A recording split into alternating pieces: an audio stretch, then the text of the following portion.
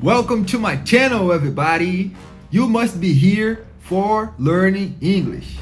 No, you are here to learn English. Você tem dificuldades em utilizar as palavras to and for in the English language?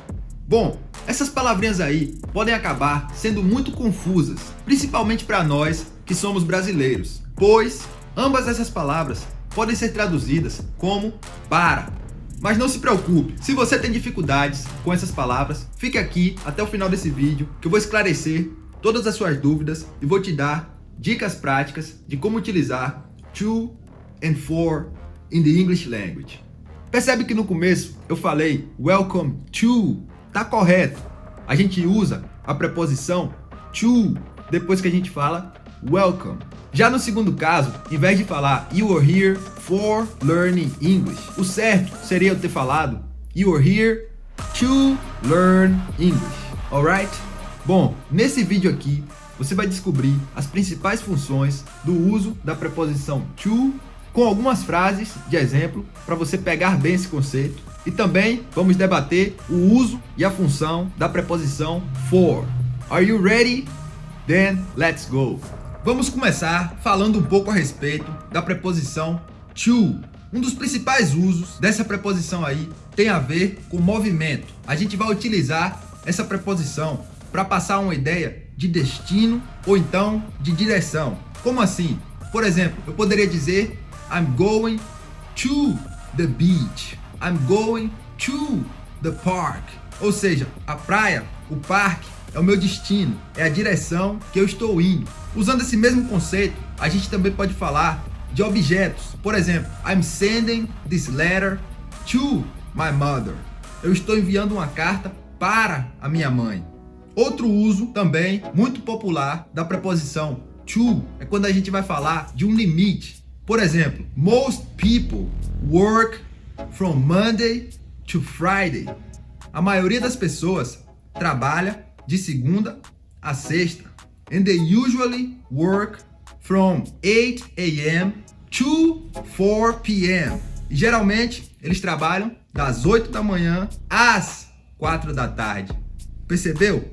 A gente usa to para falar de movimento, um destino, uma direção que a gente está indo. E a gente usa to para falar de um limite. Normalmente, um limite de tempo.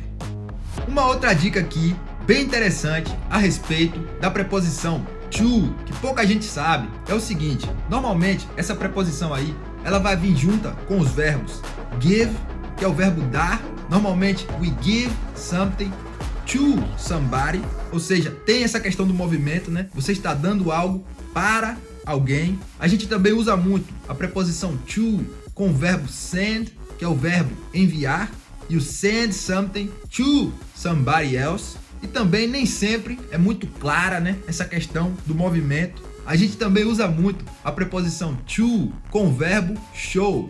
Ou seja, nós mostramos algo para alguém. Querendo ou não, você está movimentando a sua visão, né? Você está direcionando a sua visão para algo. Então, com o verbo mostrar, a gente também usa to. A preposição to show something to somebody. Agora, vamos analisar os principais usos da preposição for.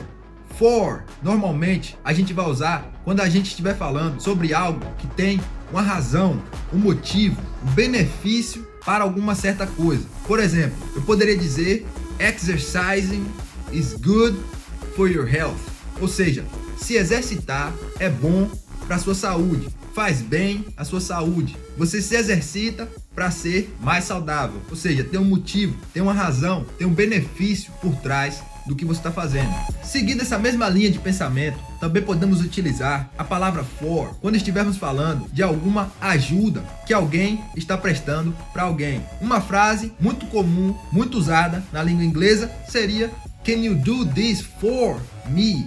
Percebe? Você pode fazer isso por mim, para me ajudar, tem até a ver, né, para o meu benefício. Um outro uso que não está bem nessa linha aí de pensamento, mas que também é bem comum com a palavra for, seria relacionado com a duração de tempo. Aqui não é um caso de ser um limite de tempo, tem a ver com uma duração de tempo. Quanto tempo algo durou. Redundante, Mas enfim, deixa eu te dar um exemplo aqui para você entender. Eu poderia dizer I waited there for 3 hours. Entendeu? Eu esperei lá por 3 horas. For 3 hours. Uma duração de tempo.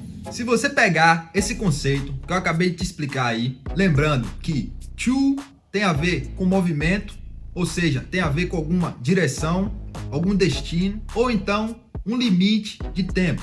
No caso do for, você vai lembrar que tem a ver com um motivo, uma razão, um benefício, ou então com uma duração de tempo. Quanto tempo algo dura? Quanto tempo você passa para fazer algo, para realizar uma certa atividade? Eu sei que essa questão de limite e duração pode confundir um pouco a gente, mas no caso do to, por exemplo, quando eu falei para vocês, people work from Monday to Friday. Normalmente as pessoas trabalham de segunda a sexta, mas isso não é uma regra absoluta. Às vezes as pessoas não trabalham na terça, não trabalham na quarta. Isso acontece. No caso do for, você vai usar quando você estiver contando o tempo exato. Quanto tempo as pessoas trabalharam ali? Normalmente as pessoas trabalham por 40 horas por semana. Então a gente iria utilizar for nesse caso aí. Tirando essa complicação aí de limite de tempo e duração de tempo, você simplesmente pegando o conceito de que to tem a ver com movimento e for tem a ver com algum benefício ou alguma razão, algum motivo, você estará muito melhor do que quando você começou a assistir esse vídeo aqui. Se você tinha dificuldades, agora você já consegue lidar com elas. É claro, não dá para explicar tudo sobre to e for em um único vídeo. Se você ainda ficou com dúvidas, pode colocar no comentário aí. Eu vou fazer de tudo para tirar suas dúvidas. Pode até ser uma ideia para um novo vídeo, quem sabe. E no mais, eu também queria dar um exemplo aqui para vocês, que às vezes a gente pode utilizar tanto to quanto for na mesma frase, mas a gente vai mudar o sentido da frase. Veja só que loucura. Por exemplo, eu poderia dizer I am making this phone call to my mother. Ou seja, eu estou fazendo essa ligação para minha mãe. Eu estou ligando para minha mãe. Eu vou conversar com a minha mãe. Mas se eu falasse I'm making this phone call for my mother, eu estaria fazendo alguma ligação que a minha mãe me pediu. Eu estou fazendo essa ligação para minha mãe, mas eu não estou ligando para ela. Eu estou fazendo um favor para minha mãe. Minha mãe está se beneficiando da minha boa vontade. Percebeu? Tudo isso aí você aprende com o tempo. Não desanime. A jornada até a fluência é uma jornada contínua, gradual. Se você continuar estudando, você vai alcançar os seus objetivos. Isso é inevitável. E eu tô aqui para te ajudar. Falou? Aproveita, se inscreve no canal aí, ative as notificações e, como eu falei anteriormente, coloque as suas dúvidas nos comentários. Obrigado por assistir esse vídeo e até a próxima. See ya!